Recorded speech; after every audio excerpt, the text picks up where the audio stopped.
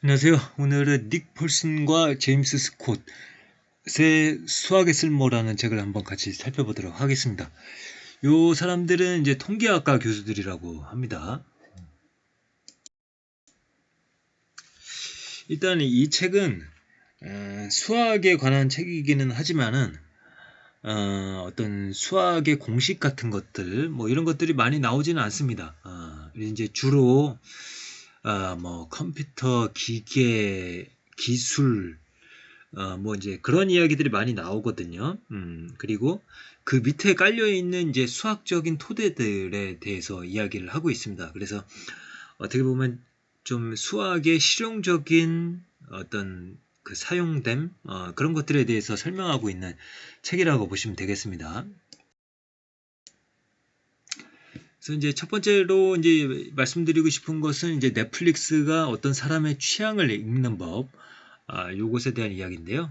요거를 설명하기 위해서 2차 세계대전 당시의 미 해군의 사례와 비교해서 설명을 하고 있습니다. 요때 당시에 어떤 그 비행기가 이제 살아 돌아오게 되는데요.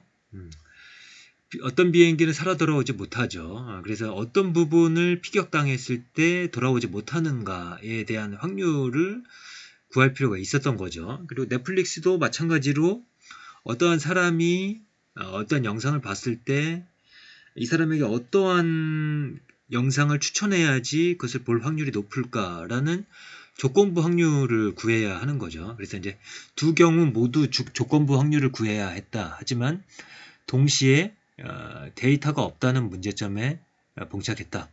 일단 먼저 1943년에 미 해군의 사례를 보시면은 데이터가 없었습니다. 어떠한 데이터가 없었냐면은 추락한 비행기에 대한 데이터가 없었던 거죠.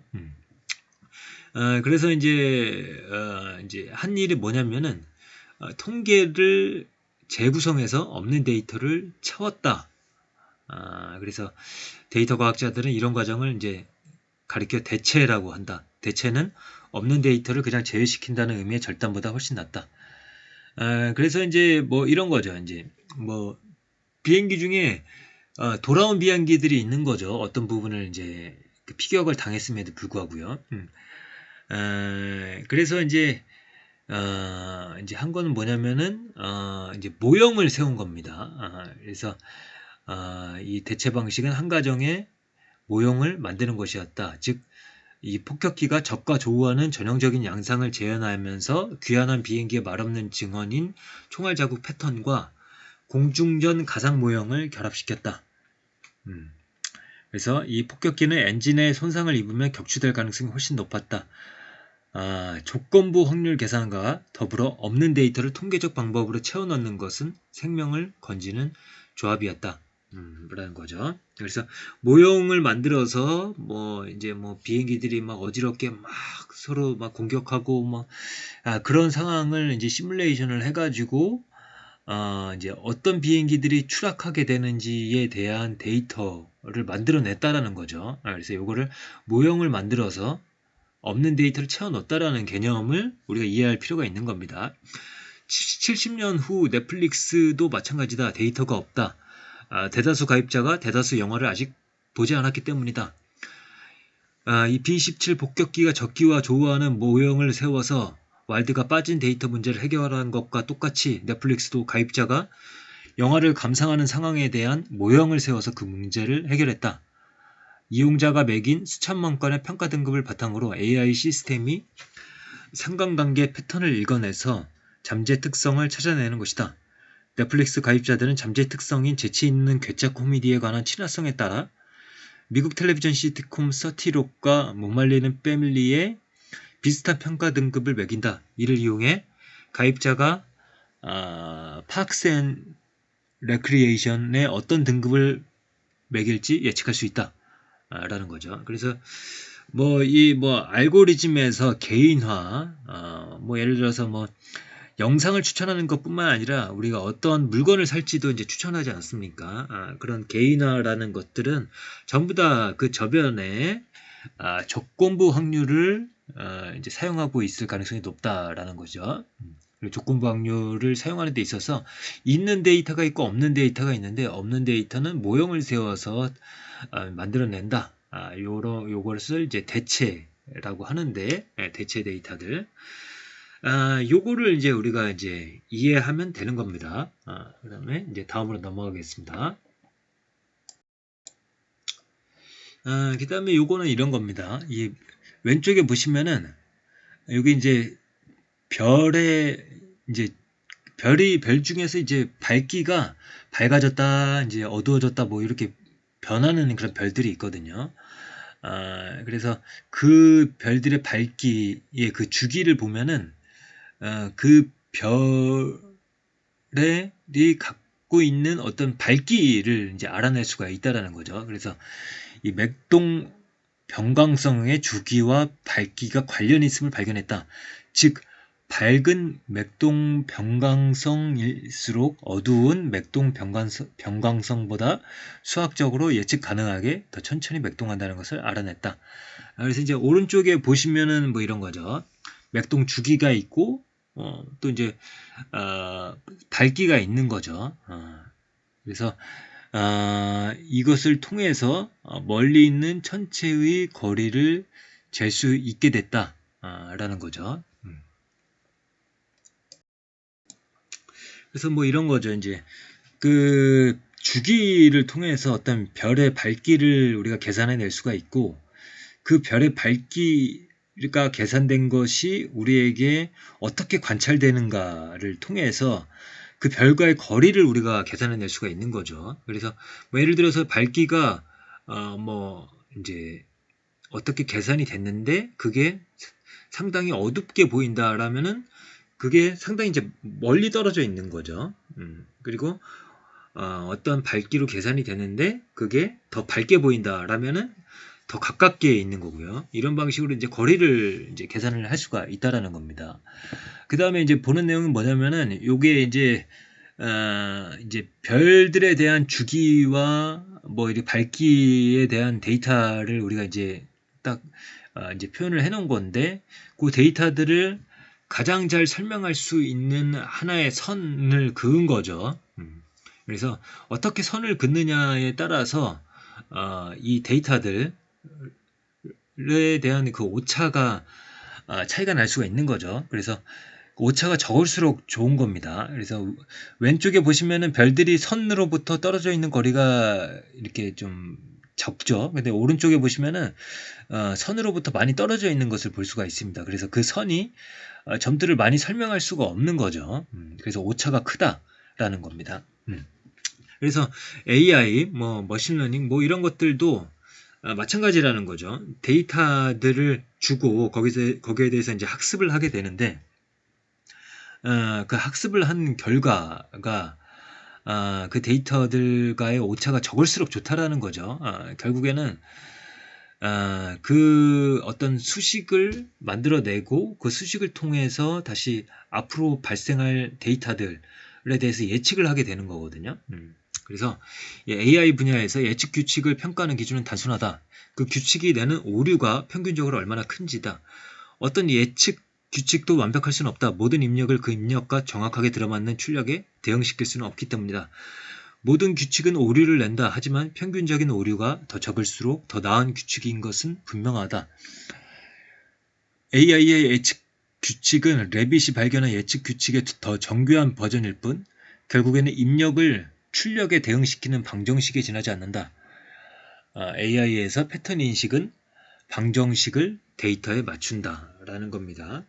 그래서 여기서는 이 AI 요사이 이야기하는 AI에 대한 이야기를 이제 한 겁니다. 그 다음에 이제 뭐 베이즈 확률, 혹은 뭐 베이지안, 베이즈 뭐 이런 식으로 이제 이야기를 하는데요. 요 개념에 대해서 이제 설명을 하고 있습니다. 요거는 뭐냐면 사전 믿음, 사전 확률이 주어지고 거기에 대해서 이제 데이터를 추가를 해서 그 확인된 데이터를 통해서 믿음이 바뀐다.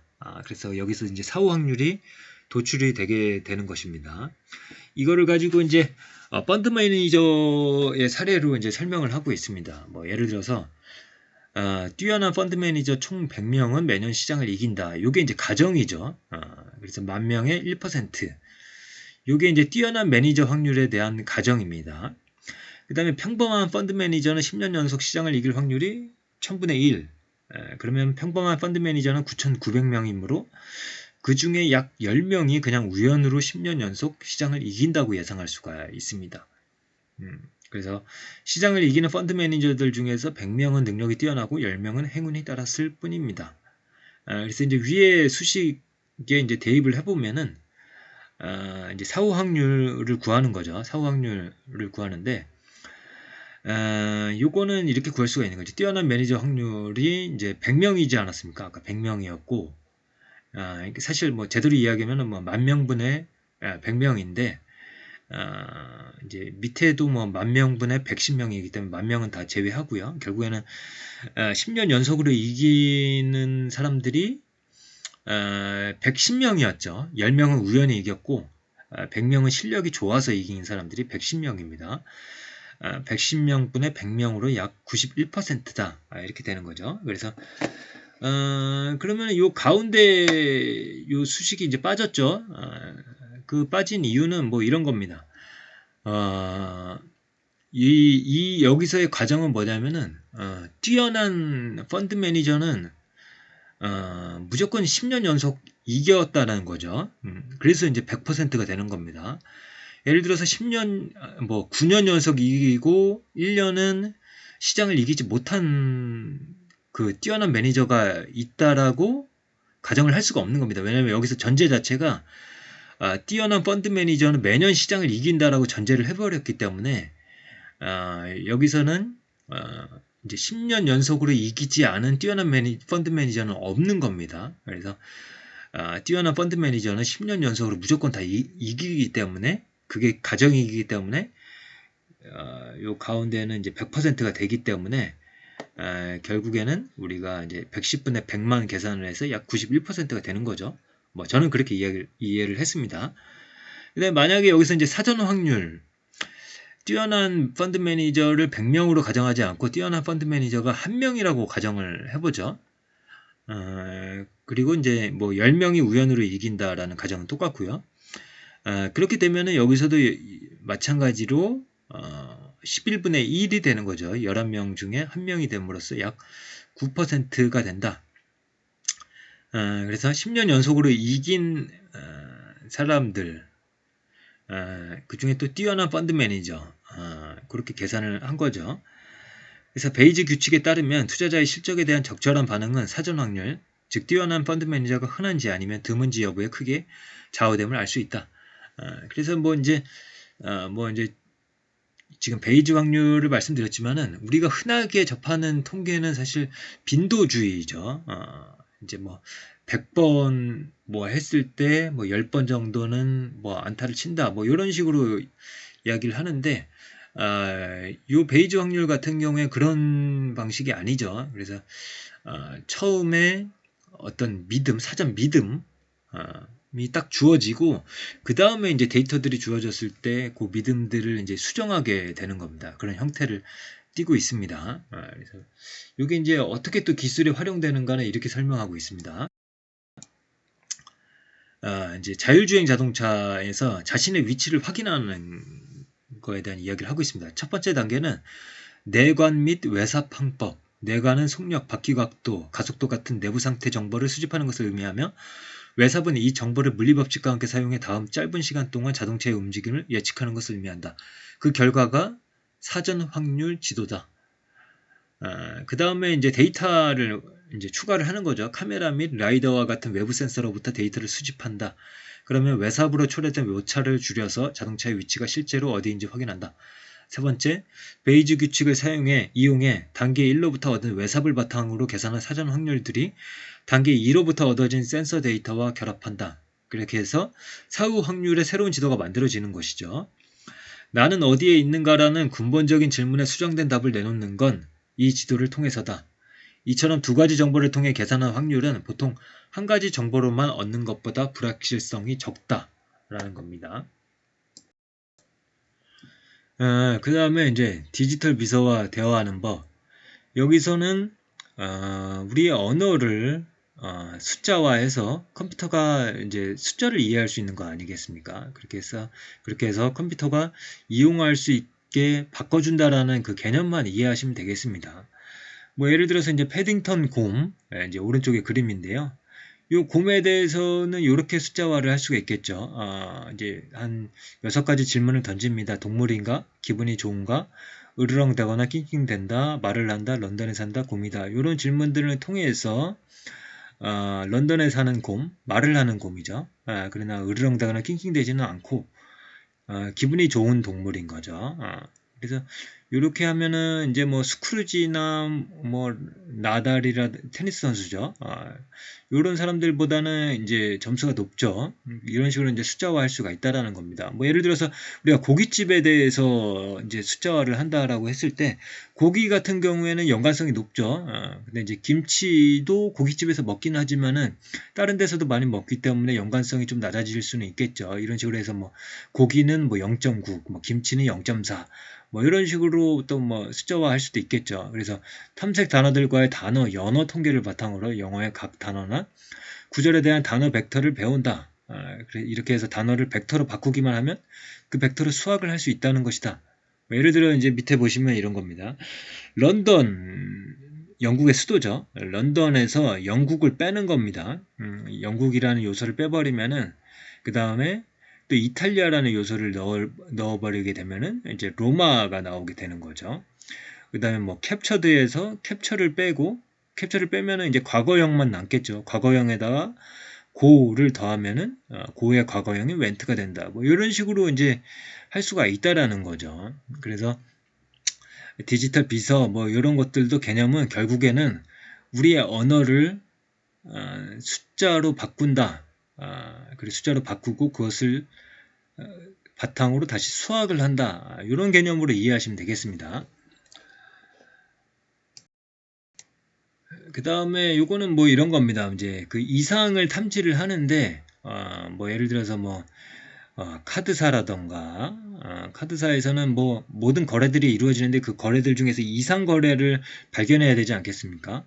그래서 그 이상을 탐지를 한다라는 거에 대해서 이야기를 하고 있는데요. 뭐 이런 겁니다. 표본이 클수록 허용 범위는 좁아진다. 드무아브르의 정리라고도 불리는 제곱근 규칙에 따르면 그렇다. 즉 한 표본 평균의 변동성은 표본 크기의 제곱근이 커짐에 따라 더 작아진다. 그래서 이제 밑에 보시면은 뭐 이런 겁니다.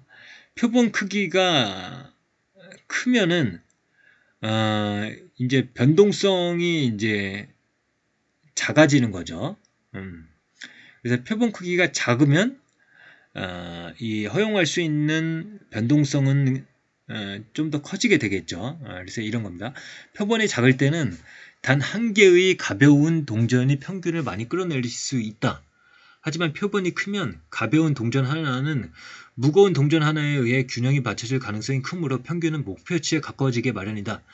1000개의 측정값을 평균했더니 결과가 여러분이 기대하는 값에 아주 가깝지 않다면 뭔가 수상하다고 봐야 한다. 그래서 제곱근 규칙은 이런 겁니다. 이상 여부를 판단하기 위한 허용 범위가 정확히 얼마만큼 빡빡해야 하는지 알려주는 규칙이다. F1에 참가하는 팀들은 자동차에 부착된 수백 개의 센서에서 지속적으로 얻은 데이터를 모니터링해 이상을 찾는다. 신용카드 회사들은 모든 거래를 면밀히 조사해 부정행위로 의심되는 거래를 찾는다.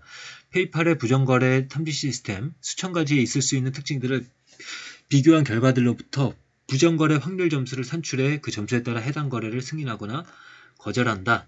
이렇게 이야기하고 있습니다. 그래서 이제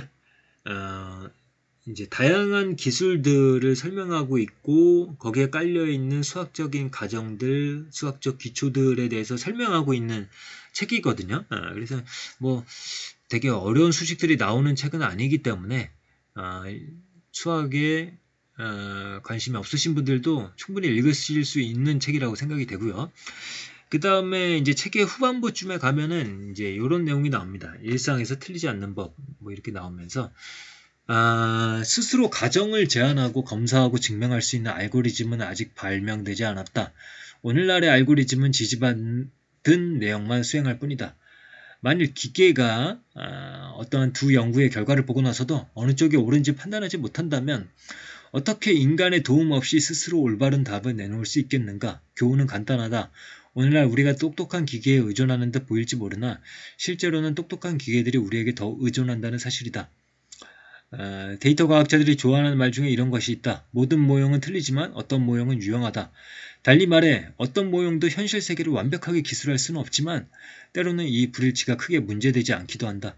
여기서 더 중요한 점은 모형 제작이 오직 사람만 할 수 있는 일이라는 사실이다. 딱 맞는 전문가들과 딱 맞는 법적인 보호장치를 둔 다음 알고리즘의 편향과 가정에 대해 계속 감시하는 세계이다. 그러니까 뭐 이런 거죠. 어떤 우리가 사업을 하거나 그다음에 어떤 사회적 문제를 해결하기 위해서 데이터를 동원을 한다고 했을 때 그때 우리는 흔하게 모형을 세우게 됩니다. 모형을 만들게 되죠. 근데 그 모형은 현실 세계를 완벽하게 기술할 수는 없습니다. 다만 아까 말씀드린 대로 오차가 적은 모형을 만들 뿐인 거죠.